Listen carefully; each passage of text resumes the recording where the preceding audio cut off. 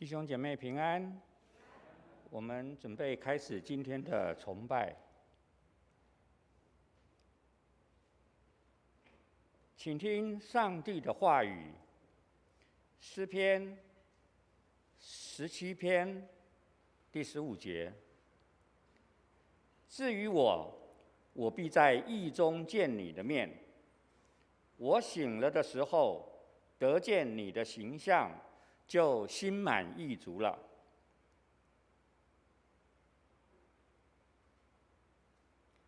我们一起低头祷告。慈爱的天父，今天是2024年9月份的第3个主日，也是圣灵降临之后第17个主日崇拜。求主保守我们今天的整个主日从头到尾都顺利，开我们的耳朵，得到来自天上的信息。求主日日与我们同行，让我们献上赞美，愿荣耀归给你。祷告不配乃是奉主耶稣基督圣名求的，阿们。我们将时间交给敬拜小组。各位弟兄姐妹平安，平安。身体若允许，也请大家站立。哈利路亚，赞美我们的主。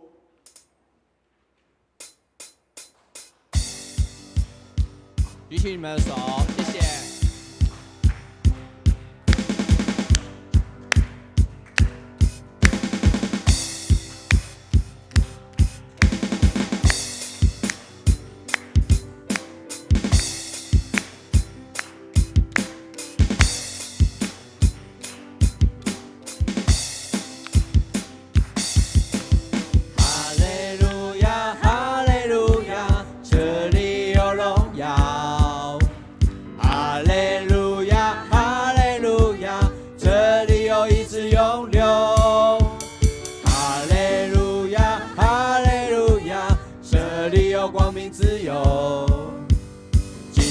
神一路中水涌流，永活的主你在这里。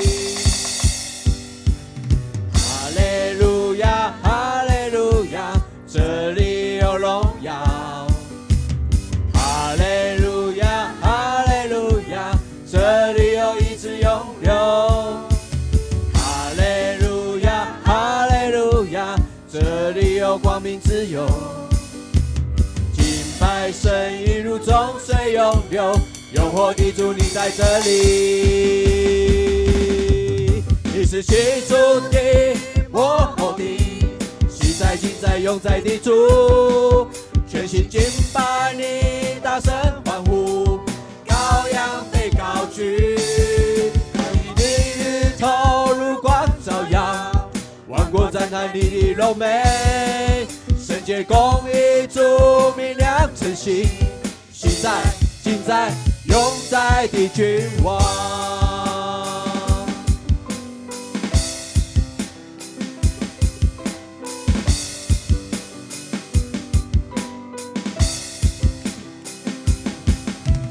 哈利路亚，哈利路亚，这里有荣耀。哈利路亚，哈利路亚，这里有医治永留。哈利路亚，哈利路亚，这里有光明自由。敬拜神一路中水涌流，永活的主你在这里。你是起初的，幕后的，昔在今在永在的主，全心敬拜你，大声欢呼，羔羊被高举，公义的日头如光照耀，万国赞叹你的柔美。圣洁公义主明亮诚信，昔在今在永在的君王。你是起初的，幕后的，昔在今在永在的主，全心敬拜你，大声欢呼，羔羊被高举，公义的日头如光照耀，万国赞叹你的柔美。圣洁公义主明亮诚信，昔在今在永在的君王。永在的君王，永在的君王。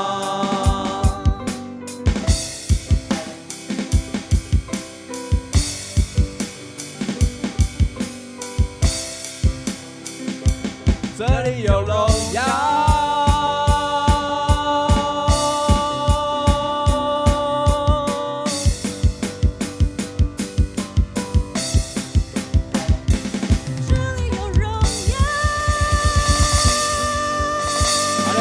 赞美我们的主。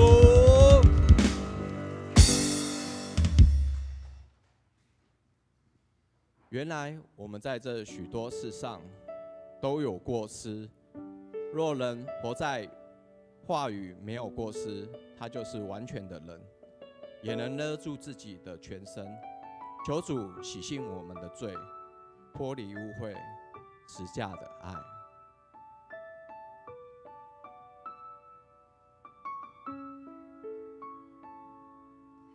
谦卑的君王，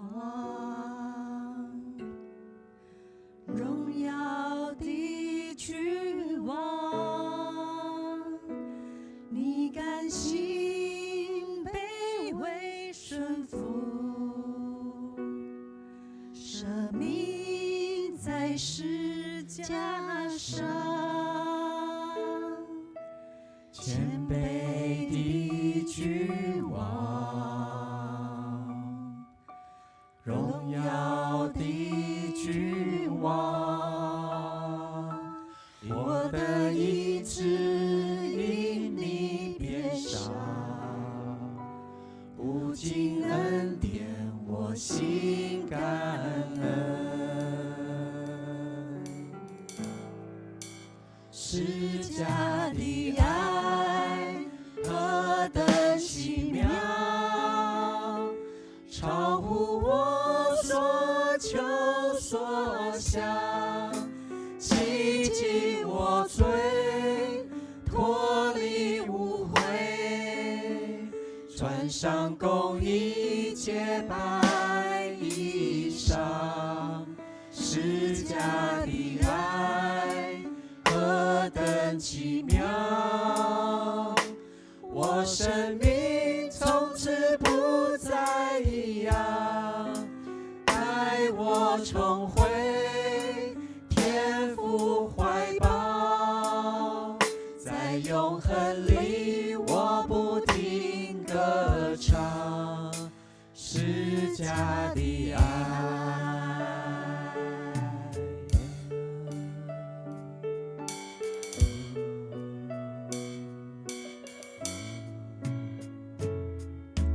谦卑的君王，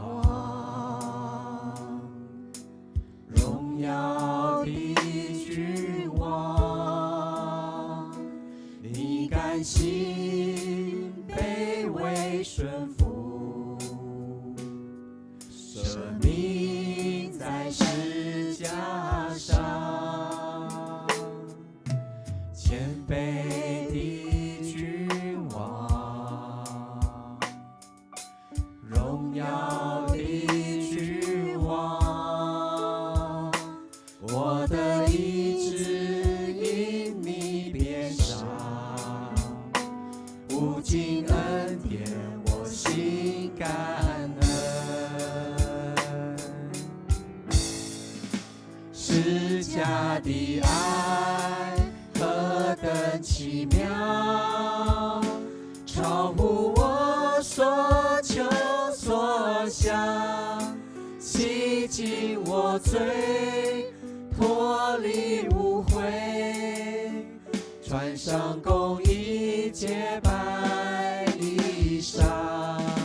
十架的爱何等奇妙，我生命从此不再一样，带我重回天父怀抱，在永恒里我不停歌唱十架的爱何等奇妙，超乎我所求所想，洗净我罪，脱离污秽，穿上公义洁白衣裳。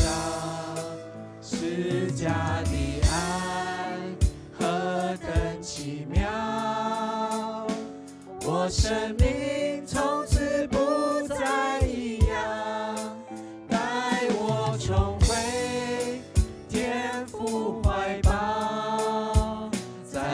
恒里我不停歌唱，释迦的爱，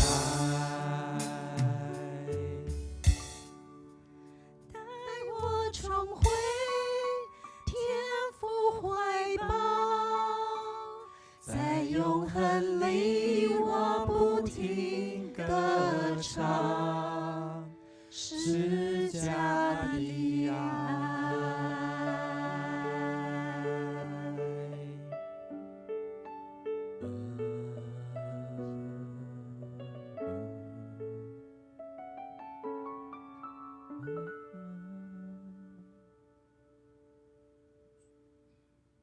主耶稣，我感谢你。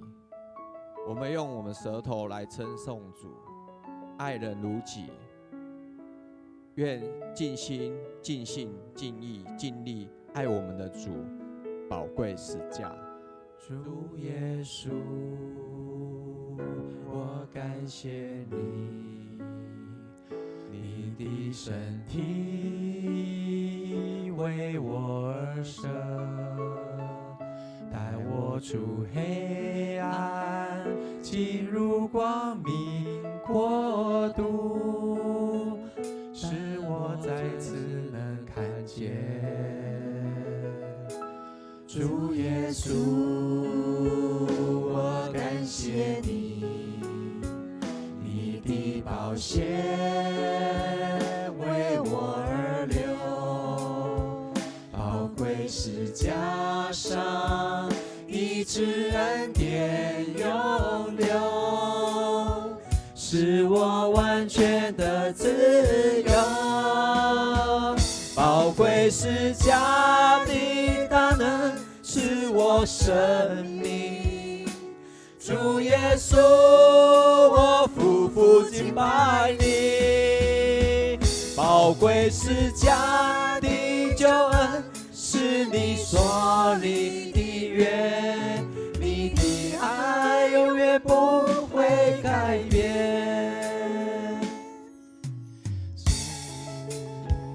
我感谢你，你的身体为我而生，带我出黑暗，进入光明国度，使我再次能看见主耶稣。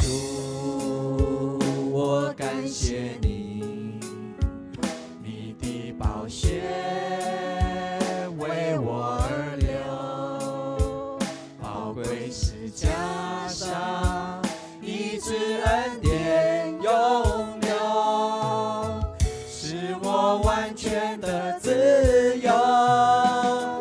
宝贵十架的大能赐我生命，主耶稣，我夫妇敬拜你。宝贵十架的救恩是你所立的约，你的爱永远不会改变。宝贵十架的大能是我生命，主耶稣，我夫妇敬拜你。宝贵十架的救恩是你所立的约，你的爱永远不会改变。宝贵十架的救恩是你所立的约，你的爱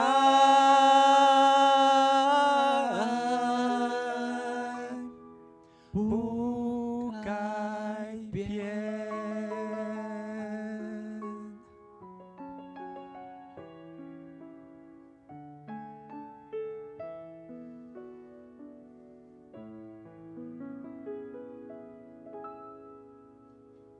感谢主，是我们使徒信经。我信上帝，全能的父，创造天地的主。我信我主耶稣基督上帝的独生子，因圣灵感孕，由童贞女玛利亚所生，在本丢比拉多手下受难，被钉于十字架。第三天从死人中复活，升天，坐在全能父上帝的右边，将来必从那里降临，审判活人死人。我信圣灵，我信圣而公之教会，我信圣徒相通，我信罪得赦免，我信身体复活，我信永生。阿们。荣耀颂。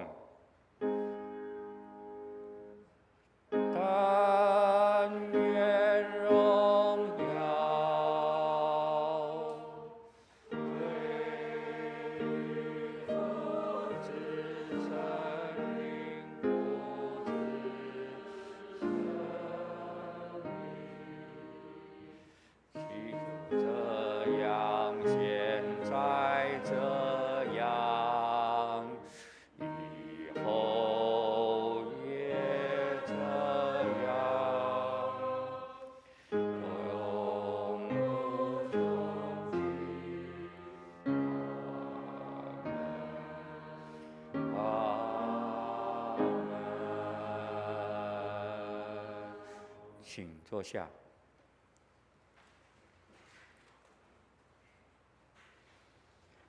今天的起印经文在诗篇19篇，由我来诵读上半节，弟兄姐妹诵读下半节。诗篇19篇，诸天述说上帝的荣耀，穹苍传扬他的手段，这日到那日发出言语，这夜到那夜传出知识，无言无语。有无声音可听。他的亮带通遍天下，他的言语传到地极。上帝在其间为太阳安设帐幕，太阳如同新郎出洞房，又如勇士欢然奔路。他从天这边出来，绕到天那边。没有一物被隐藏不得他的热气。耶和华的律法全备，能苏醒人心。耶和华的法度确定，能使愚人有智慧。耶和华的训词正直，能快活人的心。耶和华的命令清洁，能明亮人的眼目。耶和华的道理洁净，存到永远。耶和华的典章真实，全然公义，都比金子可羡慕，且比极多的金金可羡慕。比蜜甘甜，且比蜂房下滴的蜜甘甜。况且你的仆人因此受警戒，守着这些便有大赏。谁能知道自己的错失呢？愿你赦免我隐而未现的过错。求你拦阻仆人不犯任意妄为的罪，不容这罪辖制我。我便完全免犯大罪。耶和华我的磐石，石，我的救赎主啊，主啊，愿我口中的的言语、言语、心心里里的意念，在在你面前蒙蒙悦纳。我们一起来看教会的公祷。第一点，我们为非洲的国家赖索托来祷告。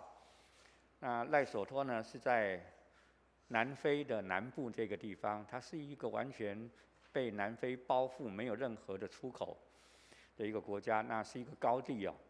那这几年呢，因为它的低经济成长率、高失业率、不平等还有贫穷，特别是碰到这一次的新冠，所以呢，全国的这个国家的状况是非常的辛苦啊。我们为赖索托基督信仰能够进入生活文化当中，以及国家的百姓能够更认识基督信仰来祷告。第二，我们为理工会外岛教区北干布道所特别是代主圣牧师。现在北干的牧所这边大概平均大概都是12、13人哦，所以像这一类外岛的布道所也都是非常辛苦。我们为教会奉献充足，在当地能够更得人牧者同工身心健康来祷告。我们仍然要为现今在战火中的国家，俄罗斯、乌克兰、以色列、巴勒斯坦等地方来祷告，愿战火止息，和平降临。马上就中秋节了，所以我们也为着中秋节期间阖家团圆祷告，求主赐福全台各地的交通安全顺利，也求主祝福各地的家庭在中秋相聚的时候充满喜乐跟平安，特别赐福家中有未信者的家庭，在相聚的过程中能够有机会分享福音，让家人认识救恩。我们一起同诵主祷文。我们在天上的父，愿愿人都尊你的名为圣，愿你的国降临，愿你的旨意行在地上，如同行在天上。我们日用的饮食，今日赐给我们，免我们的债，如同我们免了人的债，不叫我们遇见试探，救我们脱离凶恶。因为国度、权柄、荣耀，全是你的，直到永远。阿们。今天的经课，我们请王怀瑜弟兄为我们攻读。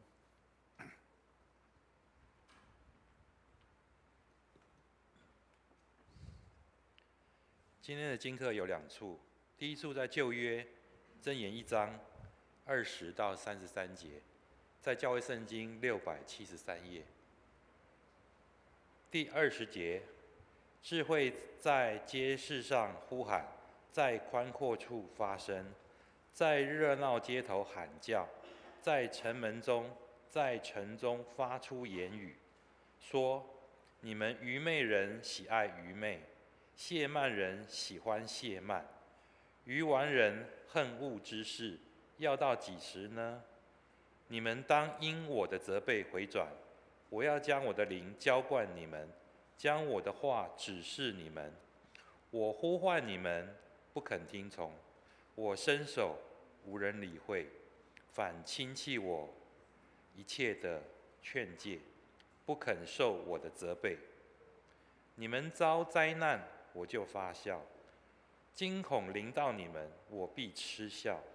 惊恐临到你们，好像狂风；灾难来到，如同暴风；急难痛苦临到你们身上，那时你们必呼求我，我却不答应；恳切地寻找我，却寻不见，因为你们恨恶之事，不喜爱敬畏耶和华，不听我的劝诫，藐视我一切的责备，所以必吃自结的果子，充满自设的计谋。愚昧人背道，必杀己身；愚顽人安逸，必害己命。唯有听从我的，必安然居住，得享安静，不怕灾祸。第2处经课在新约马可福音第8章27至38节，在教会圣经47页。27节，耶稣和门徒出去，往该撒利亚腓立比的村庄去，在路上问门徒说：人说我是谁？他们说：有人说是施洗的约翰，有人说是以利亚，又有人说是先知里的一位。又问他们说：你们说我是谁？彼得回答说：你是基督。耶稣就禁戒他们，不要告诉人。从此，他教训他们说：人子必须受许多的苦，被长老、祭司长和文士弃绝，并且被杀，过3天复活。耶稣明明地说这话，彼得就拉着他劝他。耶稣转过来看着门徒，就责备彼得说：“撒旦，退我后边去吧，因为你不体贴神的意思，只体贴人的意思。”于是叫众人和门徒来，对他们说：“若有人要跟从我，就当舍己，背起他的十字架来跟从我。因为要救自己的生命的，必上吊生命；凡为我和福音上吊生命的，必救了生命。人就是赚得全世界，赔了自己的生命，有什么益处呢？人还能拿什么换生命呢？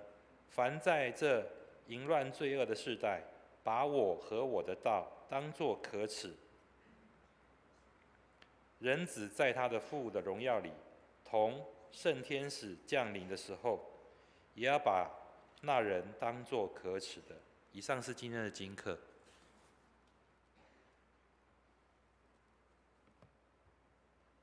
谢谢华宇弟兄。今天的正道经文在雅各书第3章1到12节，新约253页，由我来诵读。雅各书第3章：我的弟兄们，不要许多人做教师，因为你们知道，我们做教师的要接受更严厉的审判。原来我们在许多的事上都有过失。若有人在言语上没有过失，他就是完全的人，也能勒住自己的全身。我们若把绝环放在马嘴里，使他们驯服，就能控制他们的全身。再看船只，虽然甚大，又被强风猛吹，只能用小小的舵，就随着掌舵的意识转动。同样，舌头是小肢体，却能说大话。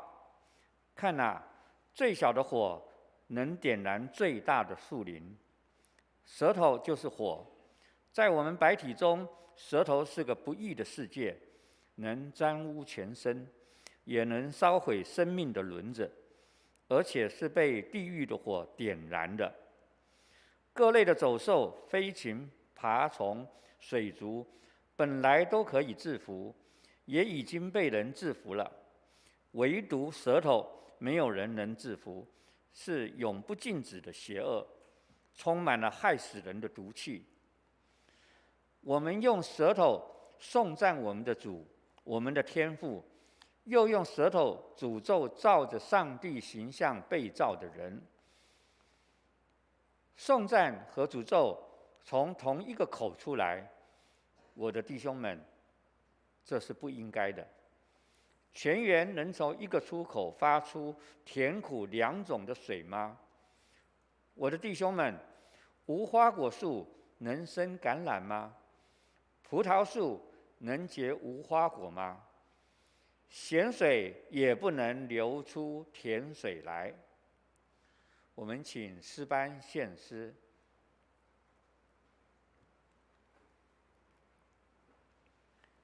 今天的诗歌是《像我这样》。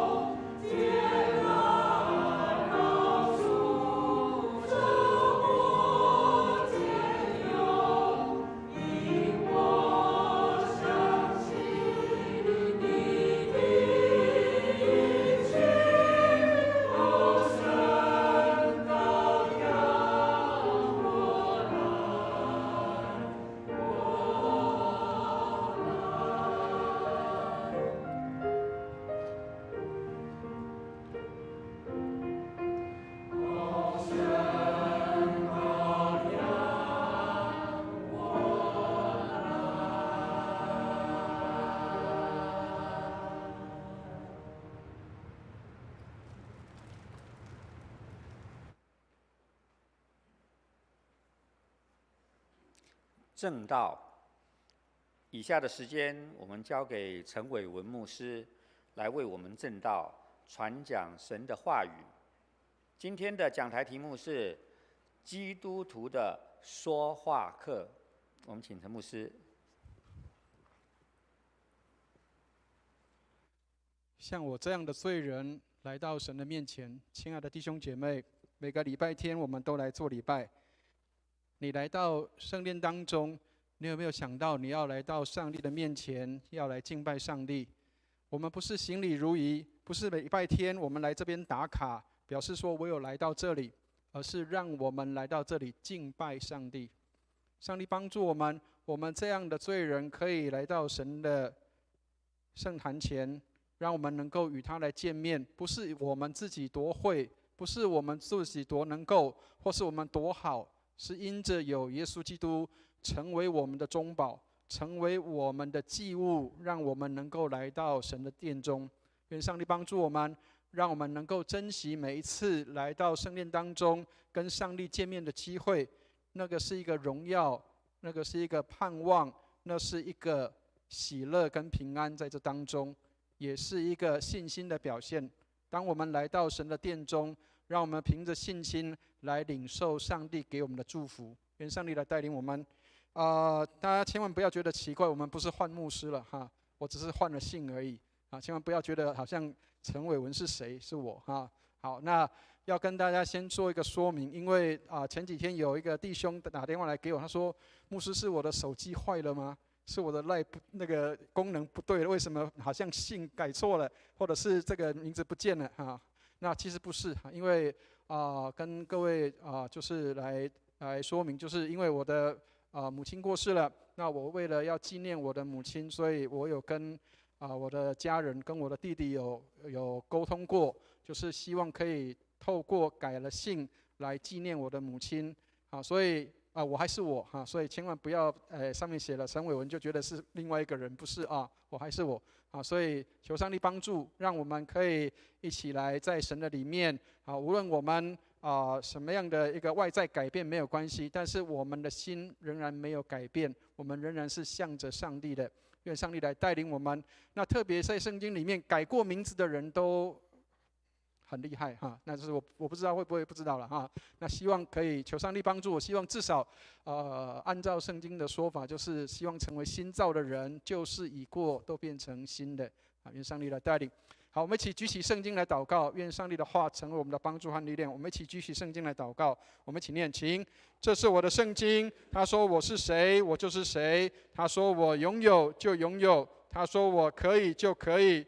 今天神的话要来教导我，我诚心悔改，我心里警醒，我灵谦卑受教，我就不再一样。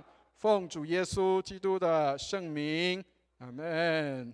当我们来到神的殿中的时候，其实我们需要知道，我们是一群体，我们是同一个信仰群体。所以信仰群体里面的每一个人，每一个在这当中的每一个人，他都应当有一个属神的样式。圣经上告诉我们说，我们是君尊的祭司，是圣洁的国度，是神荣耀的子民。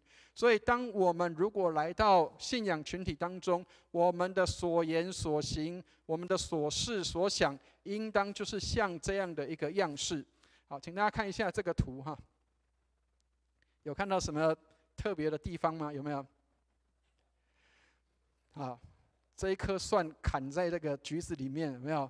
就算你能够融入，并不代表你属于这里。听得懂那个意思吗？为什么会这样说？因为各位知道，其实蒜是比较辛辣的，蒜是比较比较味道比较强烈的。那橘子现在已经快要出来了各位如果回想到有橘子的这个甜味，虽然它有时候可能会是酸酸的，但是各位在橘子的这个味道跟蒜是不一样的。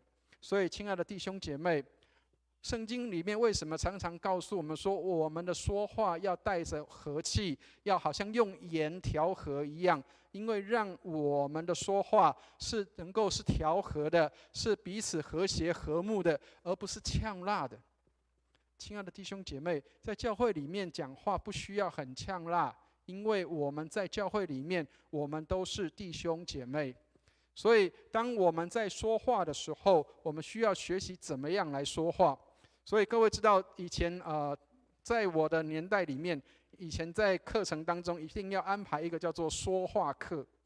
你要学习怎么说话，你要学习怎么表达，你要学习怎么样去说对的话，在对的场合里面。好，所以千万不要成为一个只会讲话呛辣，但是永远是一个局外人。听得懂意思吗？橘子外面那一颗啊，不要只是变成是局外人，让我们能够融入在那个信仰的群体里面，成为和睦的人，而不是只是叫做一个局外人。求上帝来帮助。所以怎么样才叫做一个灵命好的，或者是叫做我们的生命能够成为比较好的这样的一个方式，不管是外在或是在内在。当然有很多人说信心是在我的里面，我信上帝，信心在我的里面，外在不能完全表达。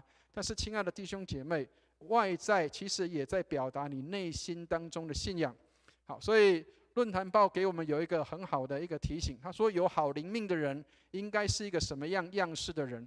好，第一个他说要随时能够说造就人的好话的人。所以亲爱的弟兄姐妹，我们来到教会里，让我们能够多一些肯定、赞美、鼓励的言语，多说一些能够造就人的，而不是伤害人的话语。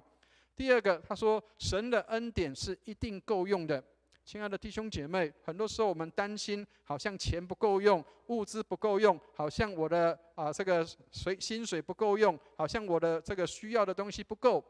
神的恩典是够用的，因为我们相信上帝调动一切的万有。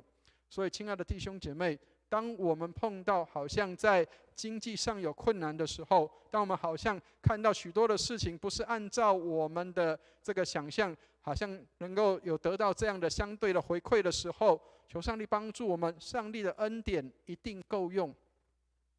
让我们相信上帝的带领，我们相信上帝必然在每件事情上面，让我们都能够有够用的恩典。愿上帝祝福我们，让我们能够看到神的手在我们每件事情上面掌权。我曾经在屏东牧会的时候，教会的存款只剩下7000块，那时候真的叫做不知道明天将如何因为连房租都缴不起。因为那时候我在屏东的时候，房租1个月都至少要2万多块钱。我们也不知道明天会发生什么事情，但是上帝仍然让我们在那里平安的度过4年的时间。上帝帮助我们，恩典是够用的。第三个，万事互相效力，不要轻看他人。上帝有时候会透过一些人来帮助我们，这些人也许不是我们期待中的人，不是好像看起来能力很强的人，或许他只是我们身边的一个小人物，或者只是一个打扫的人，或者只是一个不起眼的人，但是上帝也透过他们来帮助我们。前几天有一个弟兄这样跟我说，他说不要以为上帝来救我们是一次都要派航空母舰来救我们，有时候上帝会透过小舢板来救我们。问题是我们愿不愿意让上帝来救。上帝帮助我们，上帝透过各样的方式，万事互相效力，叫爱上帝的人得益处。第四个，靠着那加给我力量的，凡事都能。求上帝带领我们，让我们看到，不管是我们在高处的、低处的，不管是我们有钱没钱，或是我们在什么样的情况当中，上帝是那加给我们力量的。很多人认为只有钱才能够服侍，有钱才能够做事，但是上帝不是透过有钱来做他的事，上帝有时候透过一些奇妙的事情发生，让万事都能够按照他的旨意。第五个叫做不要活在过去的这样的一个状况里，每一天都是新的。耶利米哀歌里面告诉我们说，每早晨都是新的。亲爱的弟兄姐妹，上帝帮助我们，当我们每天早上起来的时候，让我们能够带着这样的新的心、新的灵在我们的里面，相信上帝今天要做新事在我们的当中。最后一个恐怕也是最难做到的，就是宁可让步，听凭主怒。亲爱的弟兄姐妹，有没有听过有一句俗话叫做什么？吃亏就是占便宜，对不对？好，很多人说这是骗笑为什么这个吃亏就是占便宜？我明明就是吃亏的。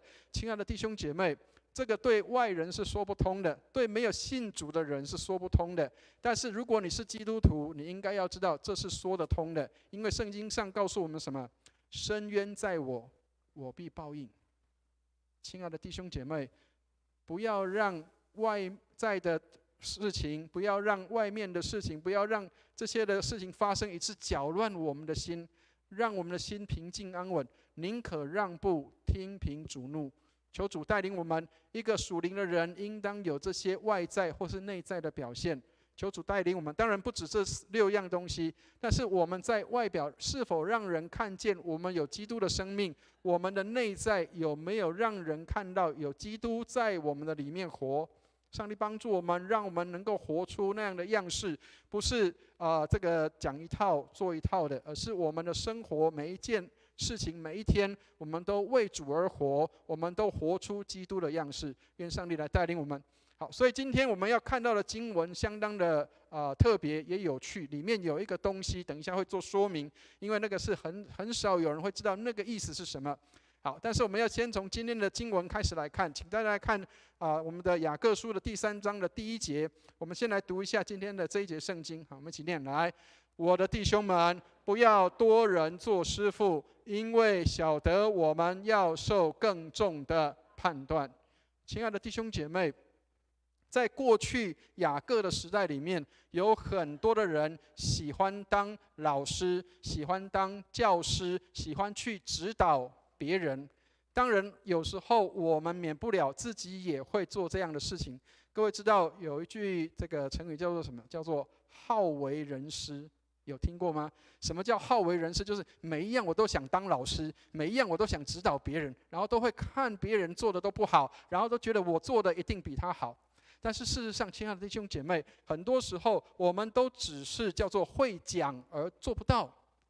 耶稣曾经告诉他的门徒，告诉这些的群众说什么？他说：法利赛人所教导的，你们都要遵守，但是不要效法他们的行为，因为他们能说不能行。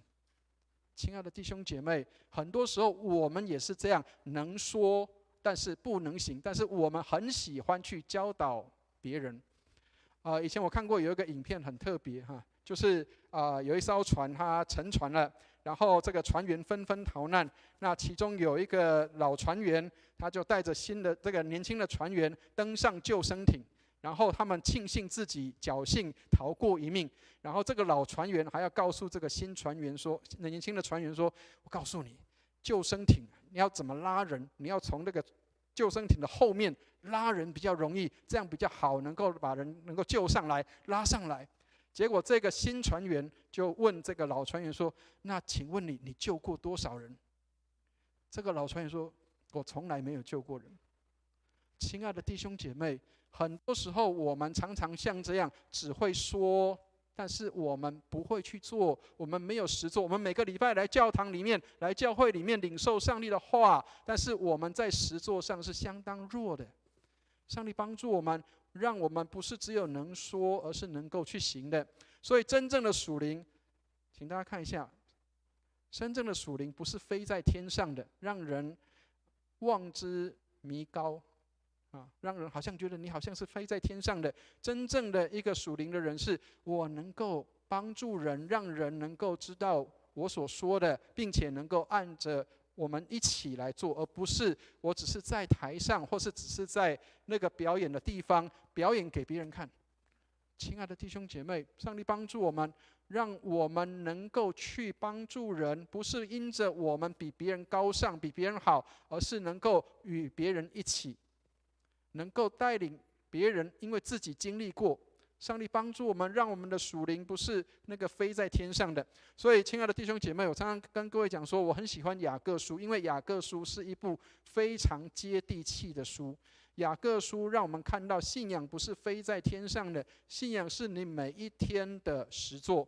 好，所以我们来看一下今天的经文里面有几个很有趣的物件，让我们可以去学习，在这里面怎么样去学到这些的功课。好，我们来念一下第3节的地方。好，我们一起来念一下第3节，一起念来：我们若把嚼环放在马嘴里，叫它顺服，就能调动它的全身。亲爱的弟兄姐妹，我们现在很少人骑马了啊！我印象中还记得，至少在我年纪很小的时候，以前的那个台南的安平古堡那边还有那个马放在那边，然后让游客可以去骑，可以拍照的。好，各位知道放在马前面的那一块东西叫什么东西？知道吗？就是这个脚环。好，然后早上在台语堂的时候，我们在台语堂那个词叫做什么？叫做马嘎姜。马嘎姜就是什么？就是马的缰绳，把马这个嘴巴竖起来的。各位知道为什么马要把嘴巴竖起来，知道吗？好，第一个就是不要让它看到路边的草就去吃了嘛，对不对？哈，你要拉住它。第二个就是什么？它可以控制方向的。骑马的人他可以控制方向，所以你让马拉的时候，他就可以按照你要拉他的方向去跑的。所以，亲爱的弟兄姐妹，那个是一个控制，缰绳是一个控制，让我们不是叫做脱缰的野马，或者是叫做不能受控的。很多时候，我们的讲话出去就收不回来了。很多时候我们出去的言语，很多时候我们不注意的时候，它就已经散出去了，而我们却没有把它拉住的时候，有可能它就是脱缰了。亲爱的弟兄姐妹，上帝帮助我们，上帝要我们能够学习成为一个能够口舌能够受控的人，而不是一个不受控的人。很多人说哇难过，嘴巴不讲不行。很多时候我们常常是这样。我们常常会喜欢放纵自己，随便乱讲，但是讲完之后很爽，但是爽完之后就很累了。为什么？因为出去就收不回来了。各位有听过这个话吗？一言既出，驷马难追，对不对？那是以前人家用马来形容很快的意思。各位知道，其实一散出去，要收拾就很难。曾经有一个人，他去到处散播他的一个朋友的谣言，结果他的朋友听到之后，非常的不舒服。然后他也知道啊，他可能做错了，然后他就跟这个朋友道歉说啊，对不起，我讲了你的不好的事情。这个朋友说没关系，那请你明天去把那个我这边有一袋的鹅毛，请你去把它明天就散到这个外面去，让它随风吹好，他就出去，然后为了要让这个安抚他的朋友的心，他就出去把那个羽毛散一散。然后他回到他朋友面前的时候，那个朋友说，那你再把那些散掉的羽毛再拉回来。亲爱的弟兄姐妹，那是不可能的。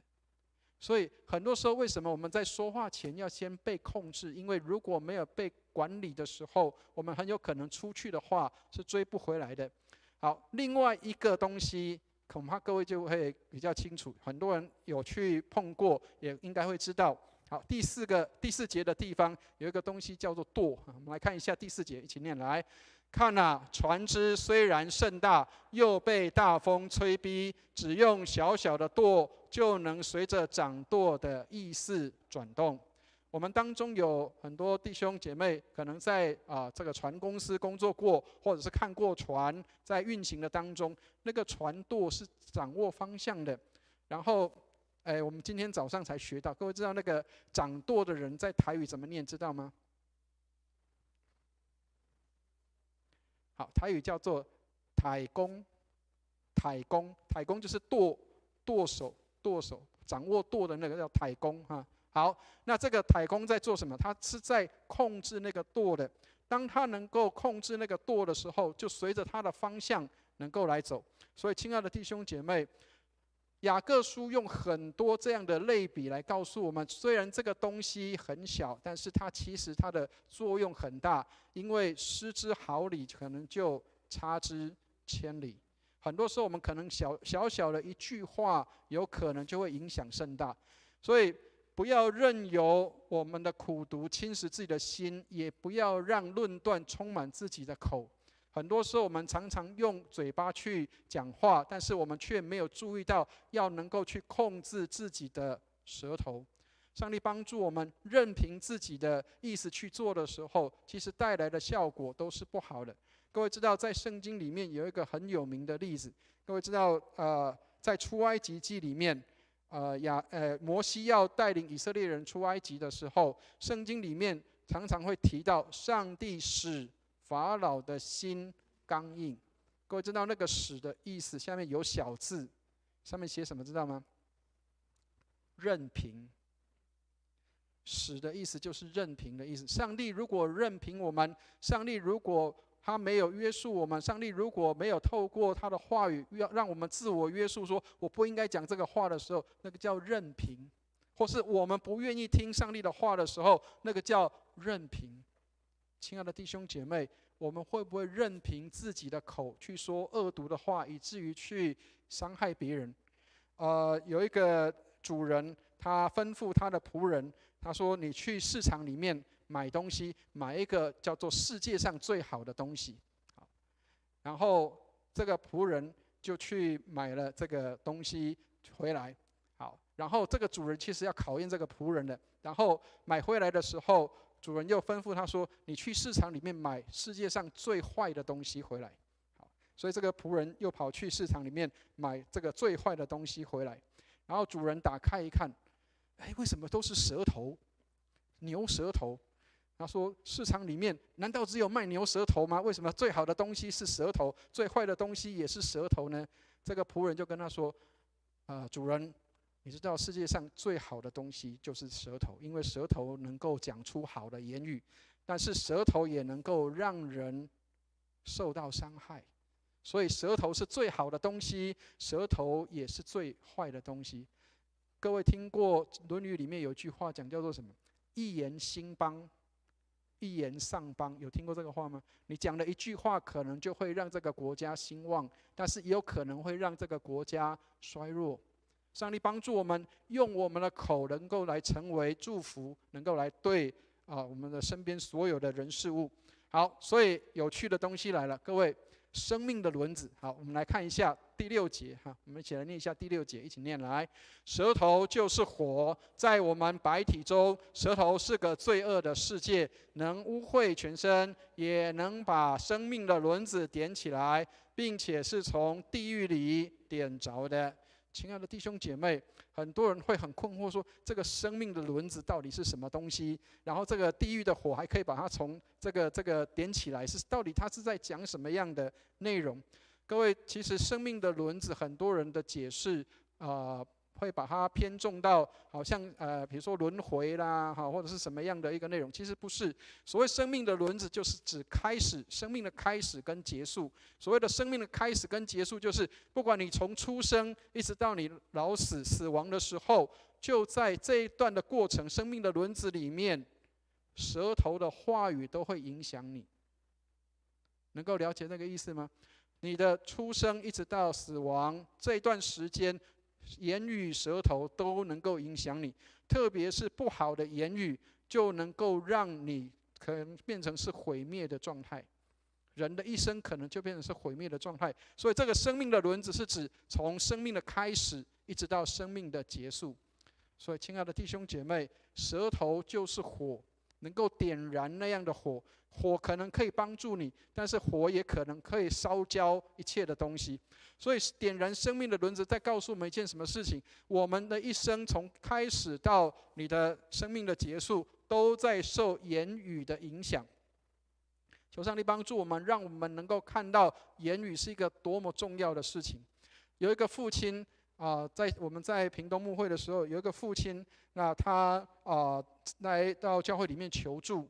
那他的女儿一直处在一个很这个状况叫做台语叫做失行，就是常常就是一个好像行尸走肉一样，然后嘴里面常常讲什么我没路用啊，我没好啊，我没给带啦。能够听懂那个意思吗？他说我没有用了，我是一个没有价值的人，我是一个这个没有用的人，我什么都不行。好，那原因是什么？原因是这个爸爸他对孩子的管教教养很严格，所以他每次都会骂他的孩子说你不好啊，你扣教啊，你没路用啊。所以这个孩子他一直认为说，在父亲的眼中，我就是一个没有用的人，我就是一个很糟糕的人，我就是一个没有办法在这个社会上生存的人。所以他每一天都是很忧郁的，每一天都是很软弱的，好像都是没有办法正常生活的。所以他来跟教会求助。后来我有跟这个弟兄跟这个爸爸讲说，这个爸爸如果你碰到你的女儿的时候，见一次讲一次。什么叫见一次讲一次？我说你见一次讲一次，你要告诉她一件事情，你要告诉你的女儿说，女儿，不管你表现的好不好，爸爸都是爱你的。不管你表现的好不好，爸爸都是爱你的。不管你表现的好不好，爸爸都是爱你的。你每天看到他一次就讲他一次。过了1个礼拜之后，这个孩子真的状况有改善了，他终于自己可以自理了，因为他觉得在爸爸的眼中他是被爱的。亲爱的弟兄姐妹，话语可以咒诅人，话语也可以造就人。上帝帮助我们，生命的轮子点起来，你可能是从地狱里点着的，但是也有可能从天堂里点着。上帝帮助我们，让我们能够在这个生命的轮子里面，能够从我们的开始到结束，我们都能够成为一个用话语去帮助人、造就人的人。好，所以论断常常是我们敬虔的人会去做的事情，因为我们常常会去，有句话讲叫做说长道短，听得懂意思吗？常常有时候我们会去批评别人、批判别人，所以论断常常是我们最不注意的罪，因为我们不觉得那个是很重要的。上帝帮助我们，让我们能够常常学习用口去说赞美、肯定的言语，而不是用口去说论断的话。好，所以我们来看一下第9节的地方，我们一起来念一下第9节，一起念来。我们用舌头颂赞那为主为父的，又用舌头咒诅那照着上帝形象被造的人。亲爱的弟兄姐妹，我们常常在做礼拜的时候啊，上帝啊，我敬拜你，我爱你。可是有时候我们回到家里面的时候，我们又开始去骂人了。求上帝帮助我们，我们的口不是用来骂人的。如果我们的口是用来赞美上帝的，那么我们应当也要用口来多赞美别人。好，所以我们要更加的谨慎自己的说话。我们是否有留心，不说任何让天父担心的话？我们不希望我们说话让我们所爱的人受伤。那么同样的，我们也不要说一些不合宜的话，让我们的天父受伤。求上帝帮助我们，让我们能够去看到上帝所造的一切都是那样的美好，而不是去咒诅上帝所创造的。上帝所创造的一切都是美的，所以我们用口来塑造这个世界，用口来塑造你的环境，用口来造就人。各位知道上帝在创造世界的时候用什么东西知道吗？用他的口。所以圣经里面说什么？上帝说要有光，就有了光。所以上帝用口来塑造整个世界。亲爱的弟兄姐妹，圣经里面创世纪里面有一句话也相当重要，上帝说我们要照着我们的形象，按着我们的样式造人。所以人的口也是什么？人的口也是有能力的，人的口也能够带出力量，因为我们是按照上帝的形象跟样式造的，所以我们的口也会带出能力，带出那个形象。曾经有人这样说，爱笑的人通常运气不会太差。为什么？因为运气太差的大概都笑不出来。听得懂意思吗？好，所以能够笑出来，能够笑的人，能够讲好话的人，表示你的真的叫做运气不会太差了啊。好，第10节，我们来看一下第10节，我们一起念来。颂赞和咒诅从一个口里出来，我的弟兄们，这是不应当的。我们不能够一边赞美上帝，可是一边又在咒诅上帝所创造的人。好，所以11节他用一个比喻，我们来看一下11节，一起念一下11节，一起念。泉源从一个眼里能发出甜苦两样的水吗？所以亲爱的弟兄姐妹，泉源里只能发出一样的水，不会有两样的水。所以我们的口不是一边赞美上帝，一边又去咒骂别人，让我们的口常常发出赞美跟肯定的言语。各位知道在教会里面最常会吵架的地方在哪里知道吗？不知道对不对？好，跟大家讲一下。各位知道我们常常每个月有开一次的会，叫做执事会，知道吗？执事会里面通常是最容易起冲突的地方，因为意见会不一样。好，所以每个人看每个人做事的方法也都不一样。曾经有过一次，我在台北卫理堂的时候，我趁着我的主任牧师不在，然后刚好我们的几个执事们都在，因为开会的气氛很僵，然后我就跟这些执事们讲说，我们都是在讲别人哪边做不好，哪边做不到，我们可不可以换一下？可不可以告诉我们说啊，这个执事他哪边做得很好，这个同工他哪边做得很棒，我们来讲一下好不好？各位知道，当你开始换另外一个方式说话的方式去说，哎呀，这个执事他做得很好，他在什么地方做得很棒，这个执事他哪一个地方做得很好的时候，你知道整个气氛是不一样的。亲爱的弟兄姐妹，你能够让你所在的地方的气氛是不一样的。当你肯定、赞美跟鼓励的时候，好，所以感恩不是宗教的术语。很多人常常嘴巴里面讲感恩，特别有一个宗教常常讲感恩，对不对？其实他们本来没有这个东西，感恩是跟基督教借来的哦。好，千万不要以为是那个宗教信仰自己的。感恩是从教会里面弟兄姐妹们我们的彼此的感谢当中开始的。所以感恩不是一个术语，而是什么？是生命。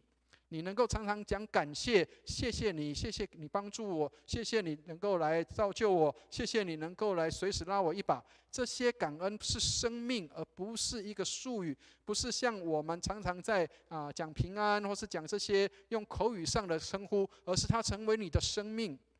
亲爱的弟兄姐妹，让我们的生命成为一个感谢跟感恩的生命。所以12节我们一起来念一下最后这一节圣经，一起念来。我的弟兄们，无花果树能生橄榄吗？葡萄树能结无花果吗？咸水里也不能发出甜水来。求上帝帮助我们，我们的口里面咸的水不能发出甜水。如果我们咒诅人，那么我们就无法赞美上帝，真心的赞美上帝。愿上帝帮助我们，我们能够真心赞美上帝，也要真心的赞美人，让人因我们得祝福得帮助。所以能够制服己心，能够控制自己的嘴，控制自己的心，那个才是能力最强的。人能够勒住自己的舌头，让我们在受考验、忍耐、试探当中都可以得胜。能够控制自己的舌头是不容易的，所以你要先被上帝来管理，你才能够来管理教会当中的事务。不管我们做什么样的服事，我们都要尽一个管理的责任。但是如果我们先被圣灵来管理，先被上帝来管理，那么我们才能够管理上帝交托我们的一切。求上帝给我们有这样的愿意接受管理的心，让我们的口舌能够接受上帝的话语的约束。好，所以我们来看一下今天的经文给我们几个提醒。第一个，效法基督，说话要谨慎自己的舌头。所以求上帝帮助我们，让我们在说话上面常常要谨慎，不说恶言，嘴唇不说诡诈的话。前几天我看到一个笑话，蛮好玩的，大家想一想为什么会这样。有一个姐妹，她去看病，那她因为被她的先生打伤了，她就跟她的那个医生讲说：“哎呀，医生啊，我要怎么样才能够让我的先生不要打我？要不然我常常都会他喝醉酒回到家里面来，他就扁我一顿。”好，这个医生就给他开一个药方，他说：“你这个回去照这个指示服用啊，在你先生回到家里面的时候，你就把它喝到你的嘴巴里面，一直到你的先生睡着的时候，你再把它吐出来。”好，所以这个太太她就照这样做。她说这个药水是很有效的，好，所以她就喝了这个药水。等她先生回来的时候，她就含住。然后等他先生睡着的时候，他才去厕所里面吐出来。结果过了一段时间，他说他回去跟医生讲说：“医生很有效哎呀，我的先生不会再打我了。”各位知道是做了什么事情知道吗？你含了水在里面的时候，你就不会去骂老公了老公也不会打你了。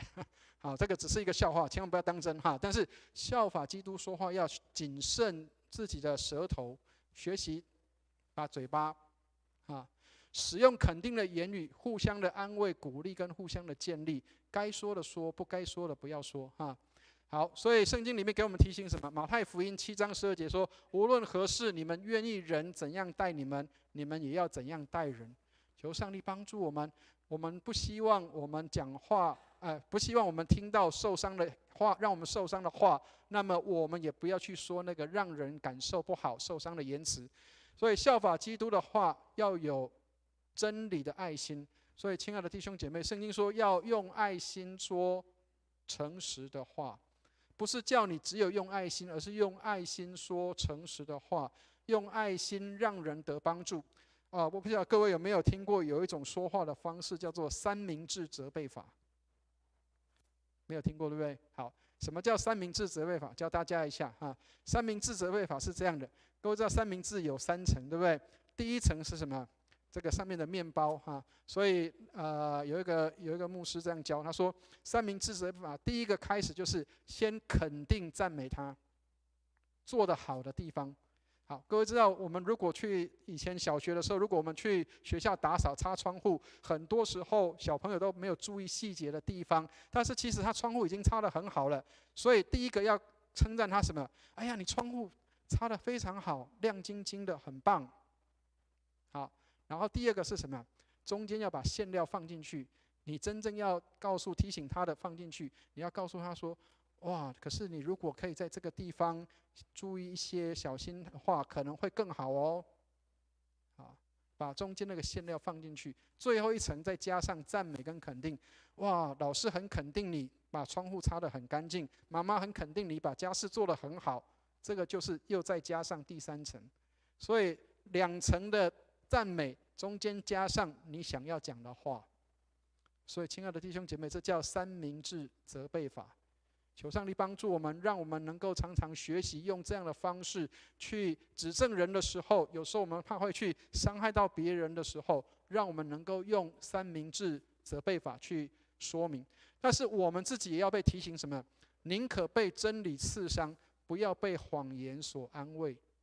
亲爱的弟兄姐妹，宁可我们在真理的里面感受到扎心，我需要改变，我需要被提醒，但是不要被自己骗了，觉得我什么都很好，我什么都不用改变，我什么都不用做了。求上帝帮助我们，让我们宁可被真理所刺伤，但是不要被谎言所欺骗。在箴言第10章24节里面，这个是新译本哈，它里面的翻译，它里面说什么？他说：恩慈的话好像蜂巢中的蜂蜜，使人心得甘甜，骨头得以健壮。所以，亲爱的弟兄姐妹，要让人觉得心里甘甜，我们所说的话是让人觉得甘甜的，然后让人的骨头是可以健壮的，不是让人变成骨质疏松了，变成没有办法站立的。所以，好的话语让人能够感受甘甜，也让人能够站立得起来。上帝帮助我们，让我们能够常常说赞美跟肯定的话。第3个，效法基督说话要有感谢和赞美，让我们常常用感谢和赞美来说话，去看别人做得好的地方，去说别人做得好的地方，少一些的批评跟论断。有时候我们的批评跟论断是我们没有在他的情境里。上帝帮助我们，让我们说话带着感谢跟感恩赞美。所以圣洁不是只有在外在的，让我们的圣洁从里面开始，从我们的出口开始，让我们所说的话都是圣洁的，合乎上帝所喜悦的。那赞美的时候，最好能够有具体的肯定的言辞，不是随便去赞美人，而是能够很具体的，哇，你这次做得很好哦，我相信你一定以后会做得更好。你这次某一个地方做得很好，下次你一定会做得更好的，我相信你会做得更好。很多的赞美都是很多的人的成功都是因着被鼓励跟赞美跟肯定。上帝帮助我们，让我们多一些肯定赞美跟鼓励在我们的教会里面。最后这个是给我们大家的勉励，也给我自己做勉励，因为我自己也常常在说话上面不小心。求上帝帮助我们，若我们的话不能带来恩典，那就不应该出口。如果我们的话不是带来帮助人的，不是造就人的，不是肯定人的，那么就少出这样的话语。求上帝帮助我们，让我们能够话语里面带着甘甜，带着美好，在我们的当中。愿上帝带领我们一起来祷告。慈悲爱我们的天父，谢谢你透过今天雅各书，让我们看到话语是何等的重要，让我们在说话当中学习效法你的样式。你怎么说我们就怎么说，你怎么做我们就怎么做，你怎么行我们就怎么行。谢谢你垂听我们的祷告，施恩带领我们，让我们能够口里用你的话常常来感谢和赞美，能够在造就人的事上面让人感受舒服，感受得到帮助。感谢你垂听我们的祷告，愿荣耀归给主，奉耶稣基督的圣名，阿们。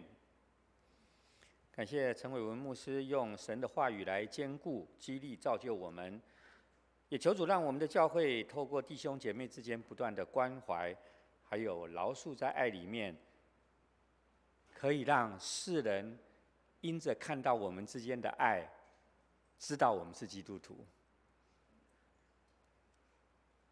我们一起起立，用心灵粮食选401首数算主恩来回应。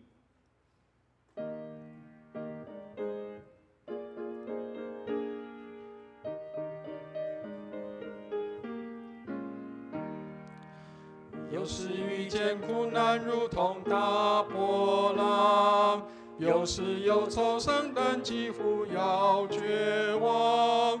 若把主的恩典从头数一数，必能叫你惊讶地失了欢呼。主的恩典样样都要数，主的恩典都要记清楚。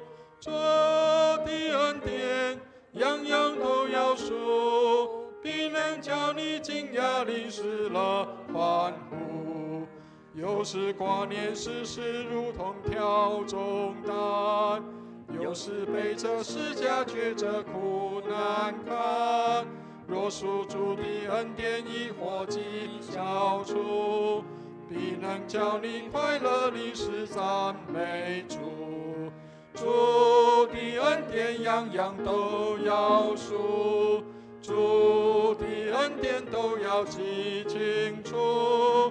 主的恩典样样都要数，必能叫你惊讶地失了欢呼。每逢遭遇战争，不论大或小，不要丧胆，因主早已得胜了。深知主有恩典，必甘愿付出，安慰引导我们一直见天父。主的恩典样样都要数，主的恩典都要记清楚。主的恩典样样都要数，必能叫你惊讶地失了欢呼。我们仍然站立，要开始今天的奉献，请大家预备心，恭敬以金钱奉献来表达我们对上帝的感恩。请施献的同工到前面来。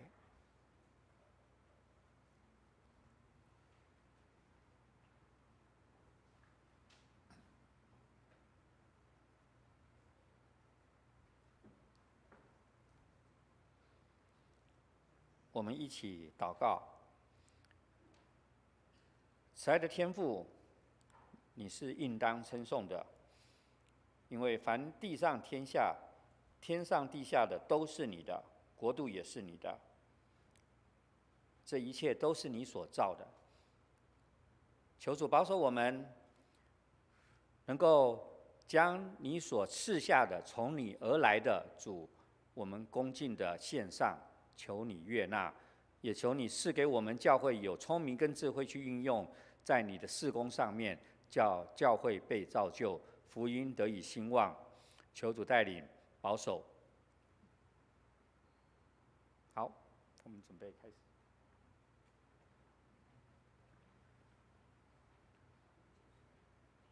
坐下。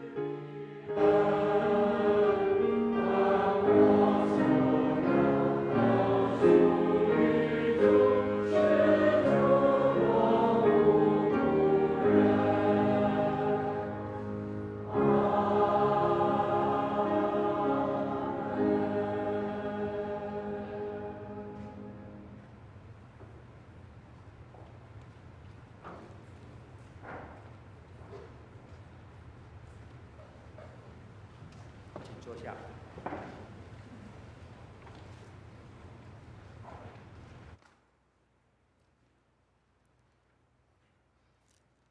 有没有第一次来到我们中间的朋友？哦，这边有一位哈，吴其琛，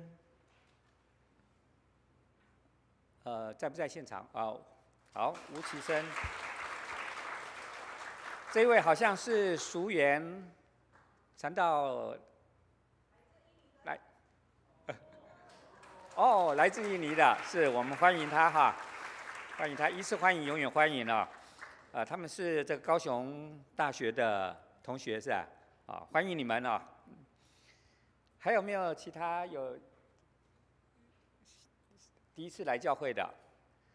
好，我们一起用“我们成为一家人”来欢迎彼此。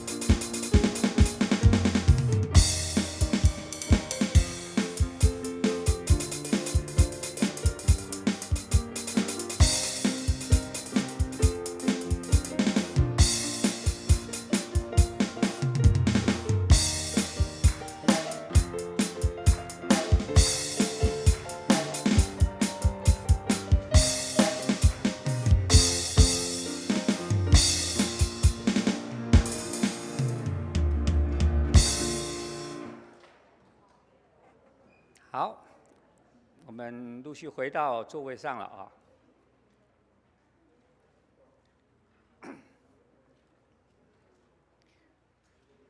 好，下面有一些的教会事工的报告事项在这边我简单的报告一下当然今天欢迎第一次来到我们教会当中的弟兄姐妹，也愿上帝赐福平安跟喜乐。我们教会的成人主日学也已经开课了，那这一次开课一共有3个哈，那详细的这个部分请大家可以参阅。同时呢，教会在圣诞的主日预备受洗跟转入礼的人呢，有意愿受洗还有加入本会或是转会籍入本会的人请向办公室这边来报名。那牧师会在10月份上洗礼前的课程，以及认识本会的一些基本的课程第4教会会在11月17号，请大家注意，11月17号我们会举办全教会的户外礼拜，也请弟兄姐妹预留时间，欢迎新朋友一起参加。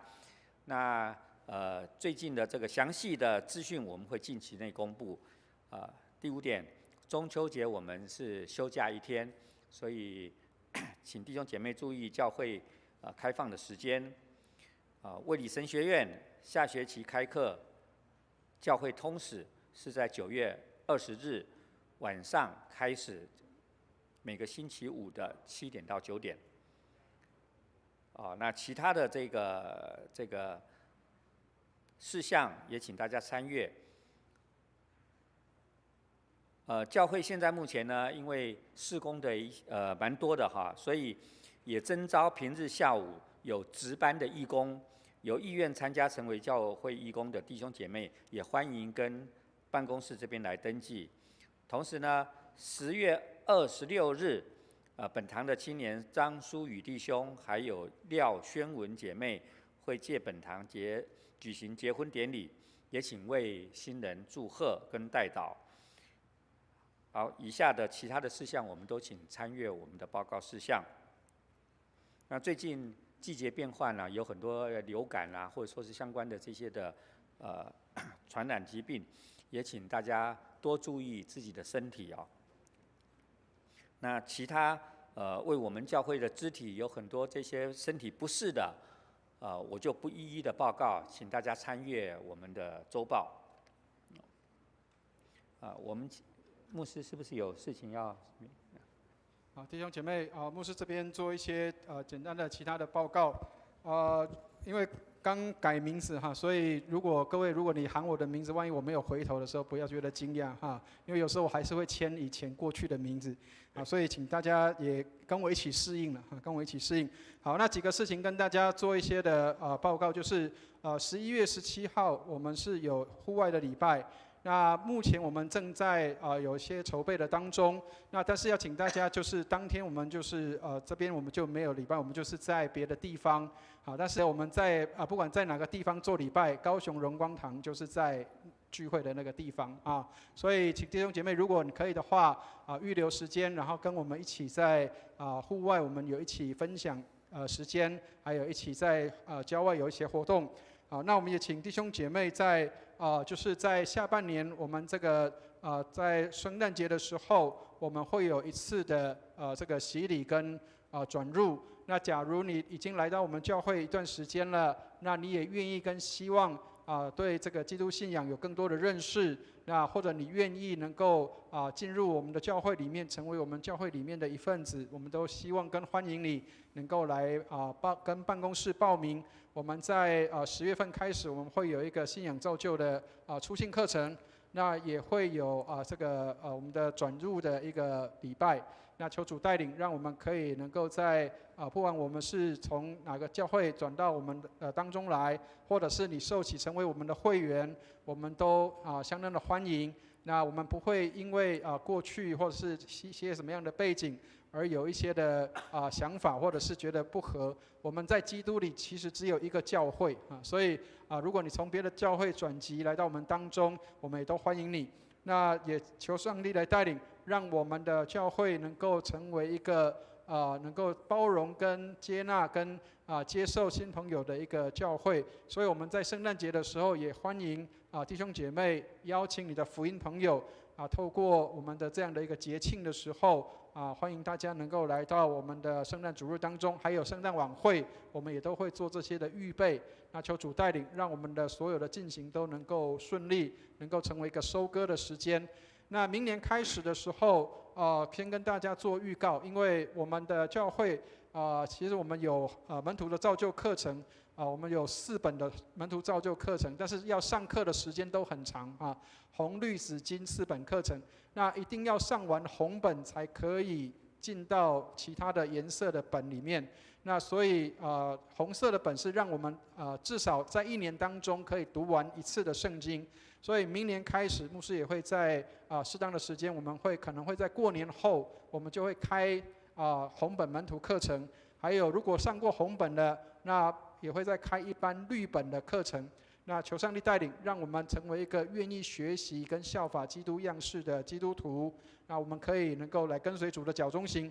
所以我们期待我们在明年的时候，我们能够开始进入一个学习的阶段。特别明年也是教会的60周年，求上帝帮助我们，让我们60岁的教会能够再生一个新的教会出来。求主给我们弟兄姐妹，我们都有这样的一个感动，我们愿意能够再为主多得一个教会，能够再多设一个教会，不管它是在什么地方，让我们有这样开始祷告的预备。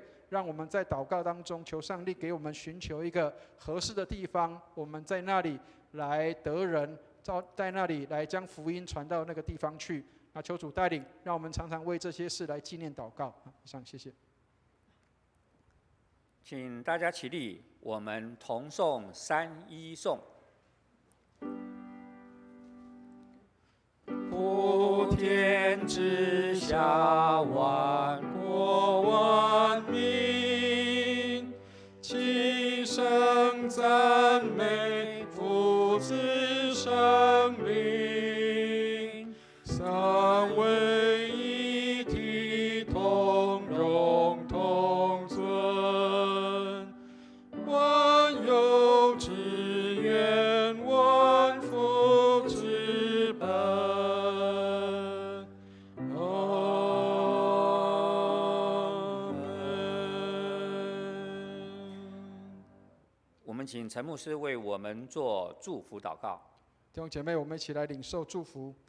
亲爱的天父，愿你将说话的能力、恩赐，还有美好的言语都赏赐给我们，让我们无论在何处，我们都能够成为带来祝福、带来喜乐、带来平安的人。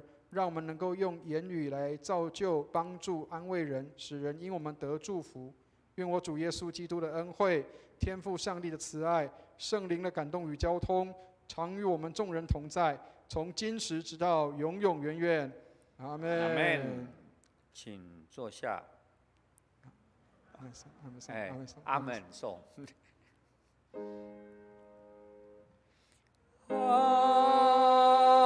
阿门。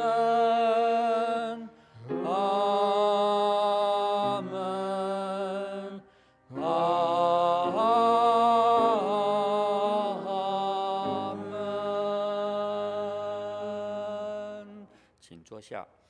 我们在订阅中结束今天的主日崇拜，也请弟兄姐妹为今天的肢体消息还有教会的事工来代祷。如果有病痛忧伤的弟兄姐妹，也欢迎来电，牧师会为你们祷告。